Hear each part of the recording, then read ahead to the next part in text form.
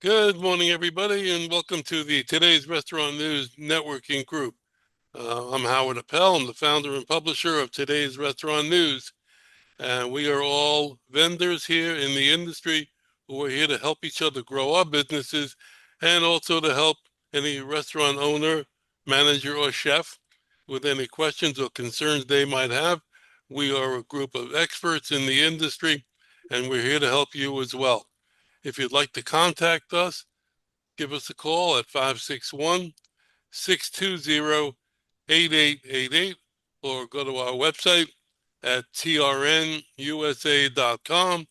And if you'd like to see the meeting again or show it to somebody else, we have a YouTube channel which can be accessed through our webpage, again, at trnusa.com.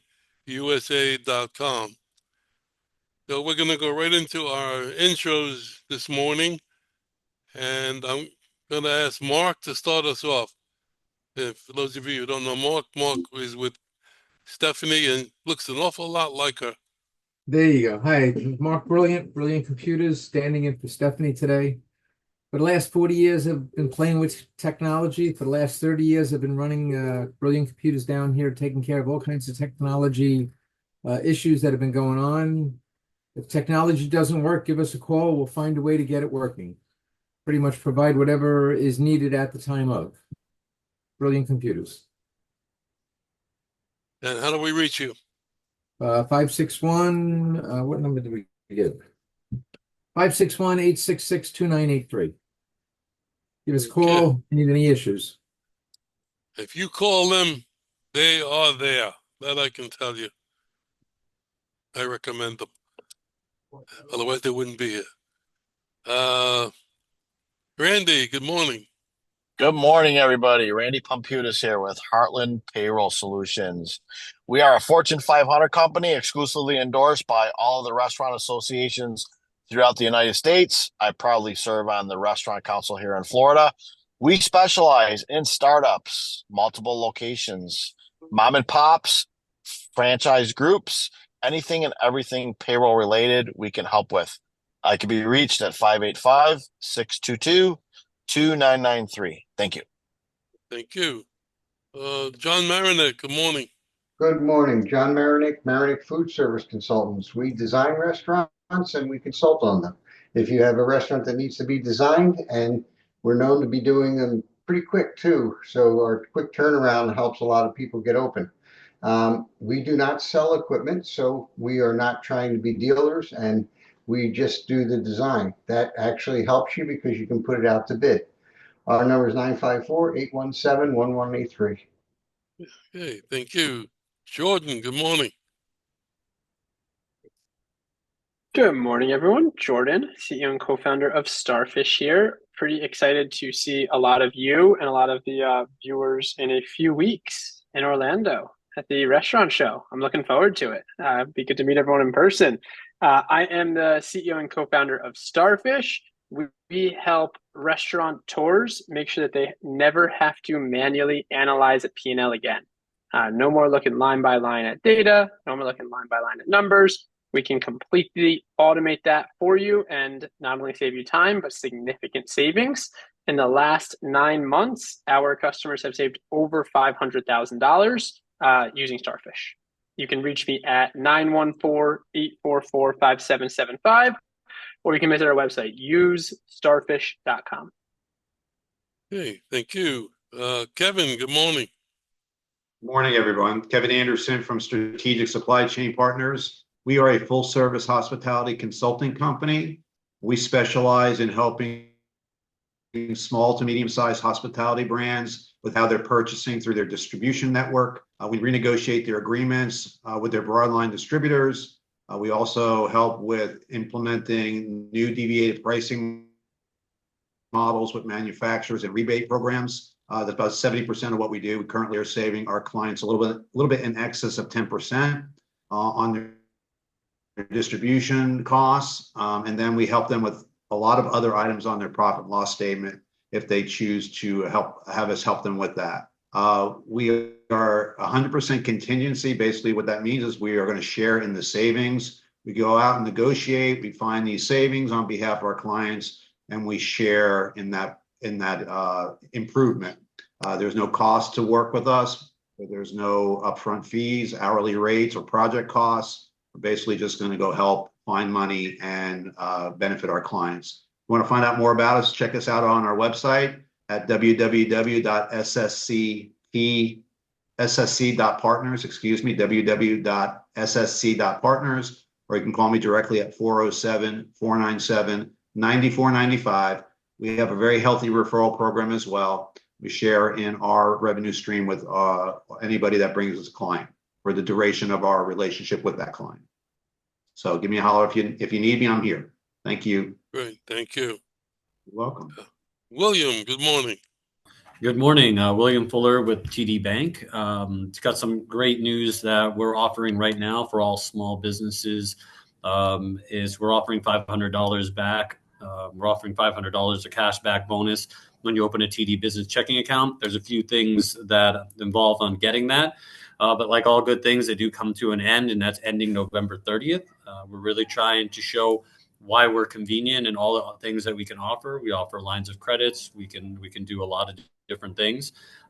Please don't hesitate to give me a call. My number here is 561-212-2038. And my email is william.fuller@td.com. I'm also going to put it in the chat just so people have it if they're interested in this offer.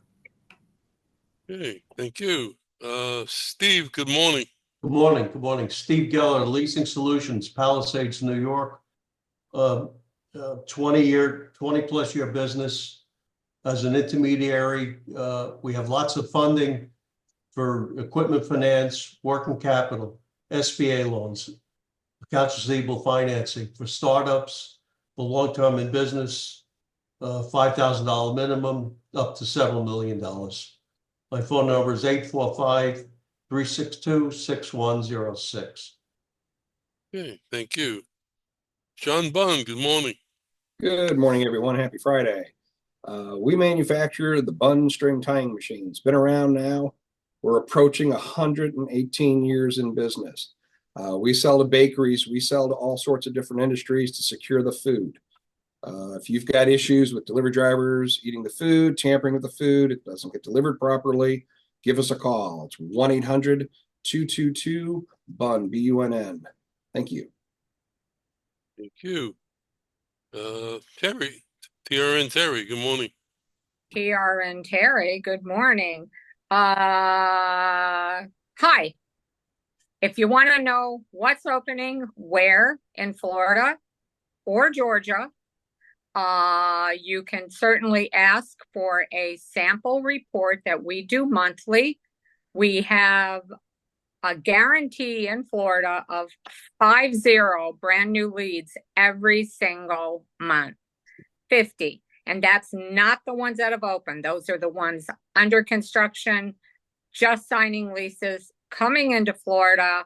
I just found out a chain that's on the West Coast is now entering Florida, and I'm thrilled because their pizzas are phenomenal. So we are very excited about that. And I can send you out a sample if you want it. It would have, the sample doesn't, but the monthly reports have the owner's names, addresses, phone numbers, email addresses, complete addresses with zip codes in case you're doing mailers. It is in an Excel format, so you can sort it any way that you'd like. Zip code, city. We put a lot of extra in a little column of what, you know, it might have garden areas or patio, multiple stories. A lot of them are going up, not out, which is surprising. And we do have, the minute something closes, we go find out what's coming in right after it. We know it's probably going to be the same type of a place, such as a pizza establishment or a bagel place, because they have all that equipment there already.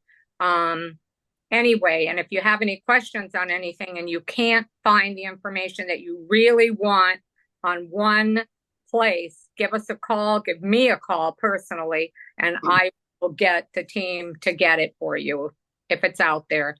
Terry, Terri, trnusa.com. Thank you. Thank you. So we did 12 people in 10 minutes. Matthew? There he is. Matthew, sorry. Sorry, Matthew. Hey, that's fine. That's fine. I'll be quick. We'll keep it under the time limit. I'm Matt with EHS Recruiting. We have been helping companies grow for about 30 years now.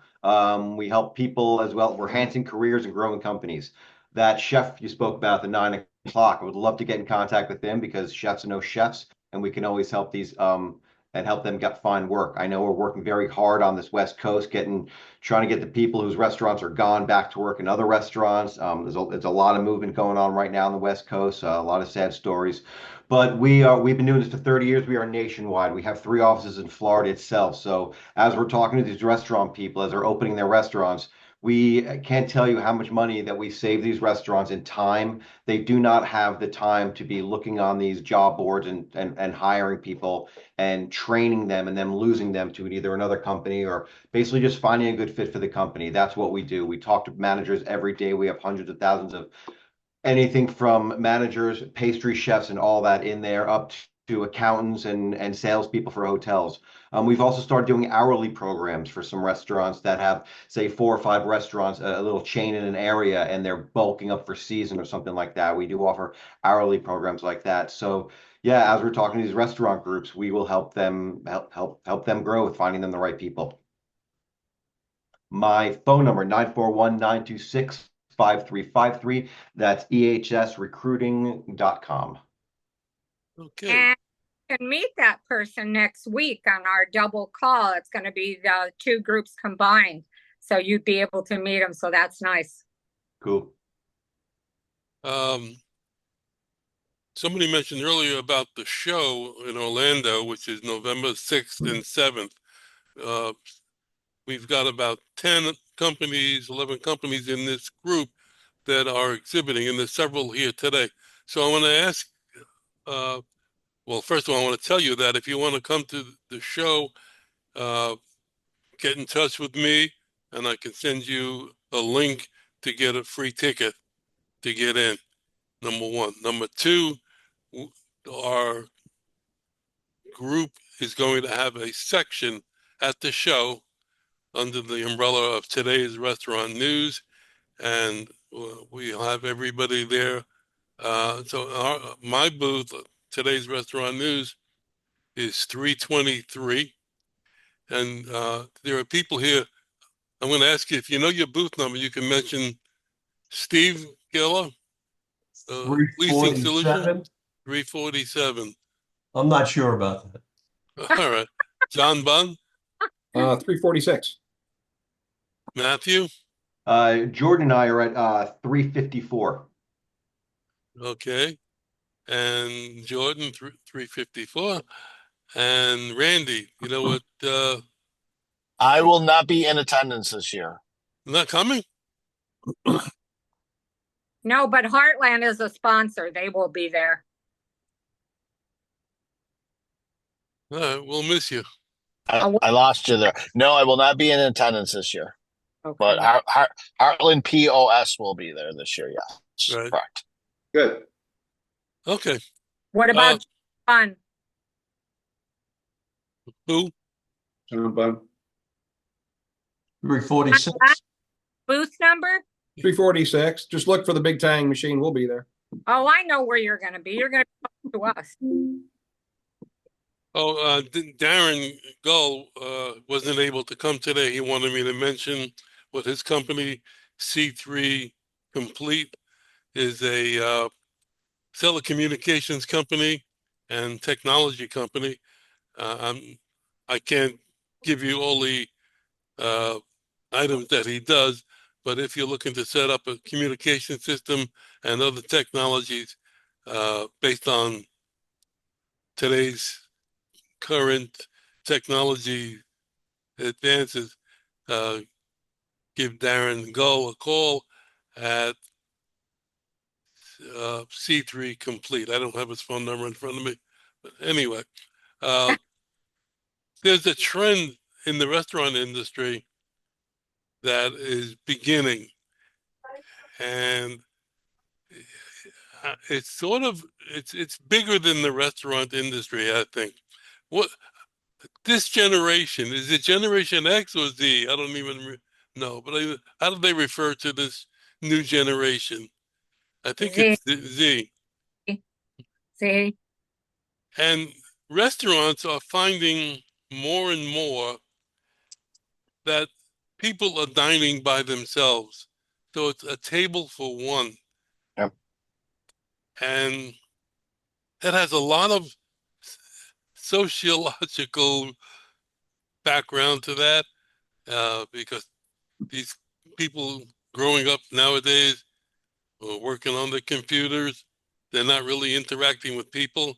They may go out by themselves. I mean, uh, I find it very uncomfortable to go out to eat by myself, although I did it when I was on the road a lot. Uh, I've only been to the movies by myself once. Uh, so, but this is the trend. This is the way the world is going. Uh, so there's factors that get built into that. And one of them is restaurant design, using a smaller footprint and things that go into it. John, you have any thoughts on that?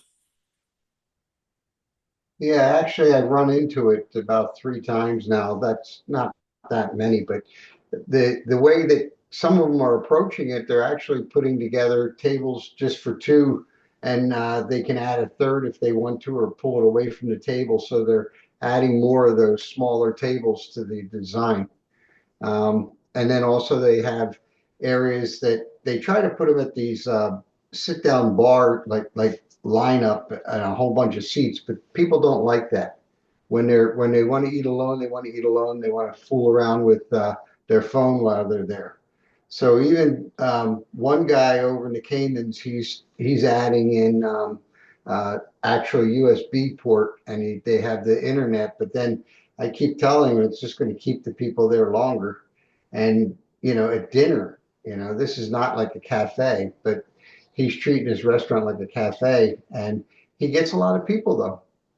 Oh, wow. Yeah, this article that I was reading this from, uh, they were talking about the seating arrangements, and they said this must be a restaurant owner said we cater to them by offering a wide range of seating options, including intimate booths, counter seating designed to make solo diners feel more comfortable and engaged. That's sort of going back to the old coffee shop from New York, the Woolworths counter. No, I think a lot of people just want a little more privacy now. They don't want to talk. They don't want to be bothered. They just want to, eat with the person they're eating with, or their group, or This their is a single. or even just being a lot of people, their spouses or whatever, and they're alone, or they choose to go out and eat during a business meeting and between meetings, and they just don't want to be bothered. They just want to sit there and have their meal. Is that true for anyone here? It's the rise of the having your personal computer is Right. really what kind of drives this. Right. And if we all look back, I mean, I know everyone in this group. Do you remember cyber cafes? Yep. Yeah. Right. Number one, where'd they go? You don't need them anymore because we don't need to be hooked up at a cafe. But that's kind of where we started doing it, because it was a coffee shop and then it turned into a cyber cafe, or a cyber cafe that turned into a coffee shop that started offering danishes and then started offering little sandwiches. So it kind of grew out of that, and also if you think of the meld of fast food, that's where people eat alone. You buy your food, you sit in your car, and you eat alone. So all actually do it, but now it's more common to actually go to a restaurant and sit down by yourself. And it's not, I think the lines are getting blurred as to, because we've all done the fast food or even the fast casual. You'll see a lot of fast casuals, people going to a any of the Chipotle's or something like that, going that, grabbing some food, sitting down, working on their phone or working on their stuff and eating. Yep. Absolutely. The I, Go Oh, you got Steve. That was me. I was in Oh, Austin a few weeks ago for work. And I hate eating alone. I'm not good at it. I hate it. But when I travel for business, like I don't want to just sit in my hotel room by myself. What do you do other than like eat at a bar by yourself? Yeah, you try to go out with clients or for sales and that kind of stuff, but like sometimes you end up by yourself. Like that's always hard. I hate it. But I don't know what else to do when I'm traveling for work sometimes. You're right. that was one of the factors that people traveling for work and they are by themselves. So the solo diner. So Yeah. the author of this article, he says the broader trend of solo dining have several factors contributing to its rise. The increased pace of modern life means many people are dining alone more frequently, whether due to busy schedules, work commitments, or personal preferences. They're seeing a lot of growing acceptance and normalization of solo activities, which extend to dining. And solo dining can offer a sense of freedom and personal time, allowing individuals to enjoy their meals without the constraints of group dynamics. Overall, we believe this trend reflects a shift towards more personalized and flexible dining experiences we are committed to adopting to meet the needs of our guests. It's an interesting situation. It has sociological uh, impact. You know, years ago, if you went into a restaurant and you saw somebody sitting eating by themselves, there was a guy who was uh, a psychology guru. His name was Leo Buscaglia. Oh yeah. Remember him? Oh And yeah. yeah, he was a big advocate of because he traveled a lot. So he used to go to a restaurant and see somebody sitting by themselves, and he'd walk up to them and say, "Would you mind? Would you like to join me, or can I join you for dinner?" And it was, it wasn't a social, it wasn't what we call a hookup. It was just a dinner that you can meet somebody else who was on the road, perhaps. And I have somebody in Connecticut who is a consultant, and he travels around to automobile dealerships, and he's on the road a lot. And he posts all of his meals on Facebook, and makes me very jealous because he eats at terrific restaurants. But he's always finds people to talk to or make friends with and have a meal with them. And that's because we're not Generation Z. I think that's it's something that the whole What world has happens? changed. What happens, Howard, is you go out, next thing you know, you eat by yourself. You have to think about the last time your wife was yelling at you. And then you sit there and you enjoy it. And then you say, everything's fine. And then when you go home and you're all happy, then she says, what the heck were you up to? Why are you all happy? You see, no matter what, you're going to be in trouble. So you might as well sit down and enjoy it. You know, John, I'm laughing at you, but part of that might be true. Except Howard never goes out by himself. He always insists that I go with. So I must not be too bad. That's just to pick on you. You see, Yeah. you're the one sitting there going, "Oh, why?" That's why I always hold her hand, so I know she's not shopping. You know why the women walk 3 feet behind the men in Saudi Arabia? Why? So they don't kick them in the butt. Oh, I'm in trouble. They could just keep That's walking great. forward out. Unless they have really long legs. Yeah.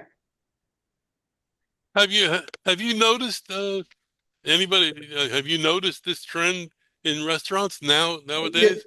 Yeah, I'm gonna, I was with Fridays for 30 years, so I came from casual dining, and then I went to work for PF Chang's and went to their fast casual brand, Payway Asian Diner, and ran all those in Florida for 3.5 years. And, I think there is a huge difference between sit-down casual dining and fast casual. Oh, yeah. And it's all predicated on speed, people getting in and out, but there's more of a tendency, especially in fast casual and in fast food, for them to cater to the one guest visit or guests that are in a hurry. And so the whole business model was very different for me to kind of adapt to, because really at Fridays, it was about the experience. And in fast casual and fast food, it's about executing quickly to get people in and out as fast as possible, because their average check is much lower. Fridays, you wanted to build the check and get it to be as high as possible. So you wanted people to hang out and stay. So, I think that trend's been going on quite a long time. But I think even more with COVID, people have become somewhat conditioned to be by themselves. And now they're taking that outside of COVID, when they were locked down, to what their normal behavior now is being by themselves more.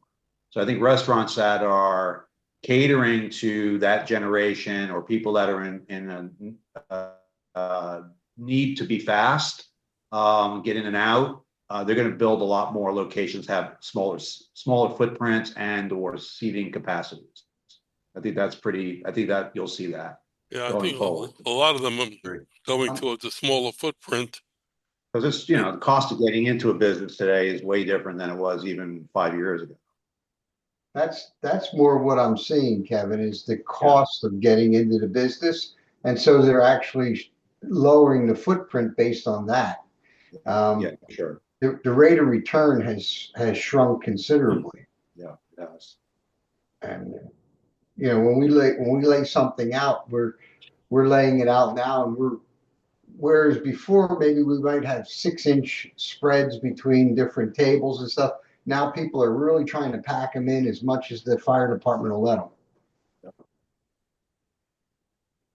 It's interesting. You drive by when was the last time you saw a full dining room in a fast food restaurant? They're all built out 10, 20 years ago. Those dining rooms they're just paying rent and keeping them clean. It's right. like you see, oh my God, just to keep that place air conditioned. No, there is one place here that is, I'm telling you what, see all the time, and my friend always wants to go there. It's Culver's. Yeah, sure. Culver's is pretty hot. Culver's does it, interestingly enough. Yeah, and I go in there. We have lunch, and and I like their tiny, itty bitty little, because I don't like meat, but their burgers are 100%, lean sirloin, and their shakes, they're diverse. Yeah. And they're busy all the time inside, packed. People are waiting for tables, and that's the only place I know of. So I was meeting with a prospective client a few days back. They have 39 locations all over Florida and some in Texas, and they've been in business since 1973, so a long time.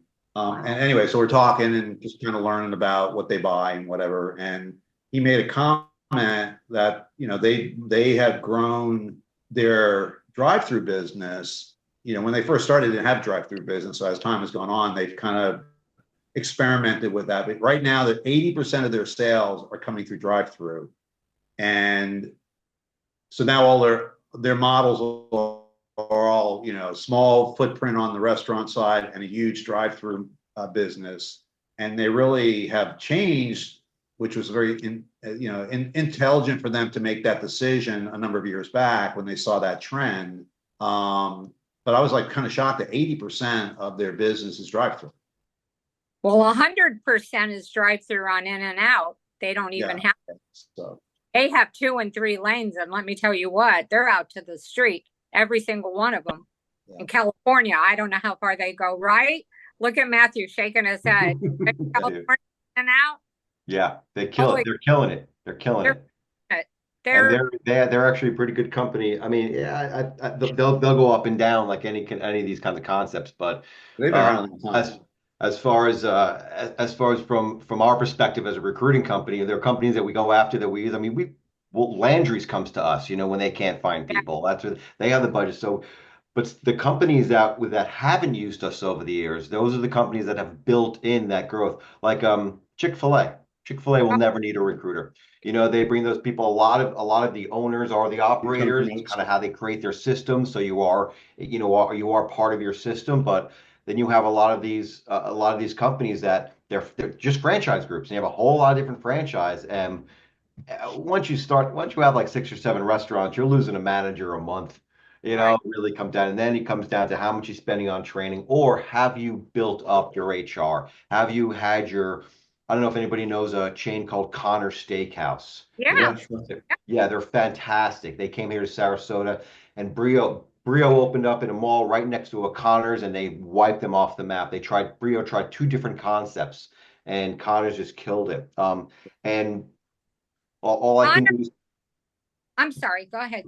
well, they raise their people from hostesses, to become managers. So they've never really needed. They train their people to the next level the whole time that they're there. So yeah, this is how you run your company from the beginning is whether or not you're going to be outsourcing your recruiting. Well, Connors is opening another restaurant on Tamiami Trail in Naples in 2025. Their corporate's in Knoxville, right? Yep, they have their own farm. Tennessee. They have Yeah. their own beef. They're fantastic. Okay, because I was curious because it's called Seafood and Steakhouse. Hmm. Yeah. I don't know who the CEO is or but We were in touch with them. It's not on top of my head anymore because they were just simply like, no, we don't need it. We were very close with the GM who came down here and he moved down here. Just one of those, just a smaller, impressive company, that you see. they're Uh, a chain. They're a tiny chain, but they're opening yep, up in Tamiami. yep. They kill it. They kill it with their lunches. Is You that know, what? they give you they'll give you the same side portion of the sides. Like you'll get your huge baked potato, you get your huge, but like instead of an 8-ounce steak, you'll get a 6-ounce steak. And then they can cut like $7 or $8 off the price. Now you're in that $13 to $15 steak lunch. So you're getting a lot of people in there for lunches because let's take it. We'll take a chance on lunch. We usually need a recommendation for dinner. Oh, that's great. Hmm. I just Well, remember as soon as you said Connors, I'm like, wait, I know there's one opening. Yeah. Yeah. I think I saw that on the list. I think that's maybe why I brought it up. Yeah. Hey, Howard, an Yes. interesting fact that I just looked up. Back between the 1800s and 19th century, a lot of meals were single, and then, or excuse me, they were public halls. And then people wanted to get away from the public halls, and that's when it started going to single. And then in the 70s, they did some inquiries, some testing, and talking to people, and they didn't want to eat alone. So then now they went back to more people in it, doing more of the table restaurant situations, more couples and that. Also with women, they didn't want them there being single because they may have been trying to create business, as they're saying in here. So it's kind of an interesting thing. And now they're going back to it. So I kind of equate it back to bell bottoms. They coming in, they come out. They come in and they come out. So it's just a variety. It's a cycle of things that is happening that now we're seeing in our lifetime that now they want to go back to single eating. Yeah. Well, Sure has something to do with the aging of the population and the loss of mates. Yeah, you're right. I'm sure that's true. yeah, absolutely. Yeah. Remember when the Beatles were like radical. Yeah. Anyhow, Well, it's even Well- like, being environment friendly back in the 60s and the 70s, we had the best recycling. Everybody looked for the cans, looked for the bottles. They took it back to get the dime, and then they said, oh, that's too much. We can't do that anymore. So they went to the plastic. Now, what do we have? We've got health issues and problems. They're all going backwards again. So again, it's cyclical. yeah. And speaking about health problems, just quickly, I'm reading about all these black plastic containers and food service flippers that they have the cats are causing chemicals in them. And they're telling you it's not safe to use anymore. Oh my gosh. You know, you have a plastic Spatula. yeah, Squat, little 2-ounce solo cups, squat cups. yeah. All of that's why everybody's kind of going to eco-friendly, disposable, you know, from an environmental point, but there's a lot less chemicals inside of those products. You know, and even they're much more the black takeout More expensive. containers, right? they're much more expensive too. Way more expensive. Yeah. You'll see a lot of those people at the show in November. Yeah. A lot of booths with that. In fact, I've gotten calls of people who wanted to come to the group. In fact, one guy paid his dues and has never shown. He never come back. He never came to a meeting. He just paid his dues and disappeared. Well, He keeps telling me he's gonna come. I'll be there this Friday. Well, he's only got this quarter and then his seat is up, so doesn't matter. Anyhow, all right. Everybody's heard the phrase bioplastic, right? Yes. Yeah. There's no difference between that and regular plastic. It's still all chemicals, but it's a marketing word that they use to make it sound better. And it's not, it's just as bad. Yeah. Are my organic blueberries from Peru really organic? I don't know. Or the organic brand blueberries? I don't know. And I eat John's organic honey. I love it. Yeah. Best. Well, it's not considered organic anymore, Terry. You know that? Because No. they changed the ruling on organic now. Even though the land has 5 years of being organic, was certified organic and everything, now they moved it to the bees having to go 5 miles. I have to have an organic area for 5 miles. It used to be 3. And they changed it because the only reason that all the beekeepers can say is because there's so much of that land buy that happened out in like Nebraska and things like that. And next thing you know, they own these huge farms, and it's pushing a lot of people out of beekeeping from being able to say that it's organic or that, you know, like, but it can be pure and raw. And that's great. It's just that a lot of stuff happened after. I don't want to say what. I don't want to get political on administrations or whatever, but somebody let them go ahead and start to have their own FDA inspectors, and they trained them to go back to their countries and do their own inspection. And so now we have FDA inspectors that are from different countries that train themselves and call themselves US FDA inspectors. And so we have a lot of that going on, and we have a lot of farms that say in Nebraska that say that it's organic. They import a lot of people to take care of the farm. And then what they do is if they get caught that it's not organic, they'll take it offshore, put it on a boat, and then they'll FDA inspect it and bring it back in. So, and this is going on all over the place right now. And they say that close to 93 or 94% now of the honey that's out there is adulterated. And some of it is not even real, that you can't taste the difference. It's made of chemicals. Holy crap. Like the stuff you're getting over at Population. They really are. yeah, Remember the had, grocery stores. yeah. Yeah. Well, I want to officially. Buy local.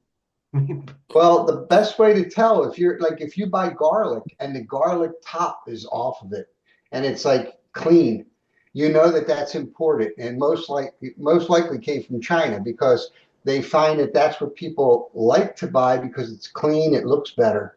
But in reality, you want to buy a clove with the little cap on it.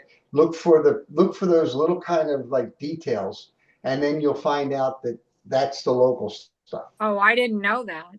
Yeah. And true honey, and they're getting better at this, but you can take a drop of honey, drop it on your finger. If it stays in a ball, then it's pure raw honey. And if it runs down, it's fake. Whoa. I Yeah. did that with yours and it ran down. Well, there you Oh, go. your brand is great. I use it every day. Thanks. Oh my, We're going live with our website soon. So Good, that's good to know. yeah.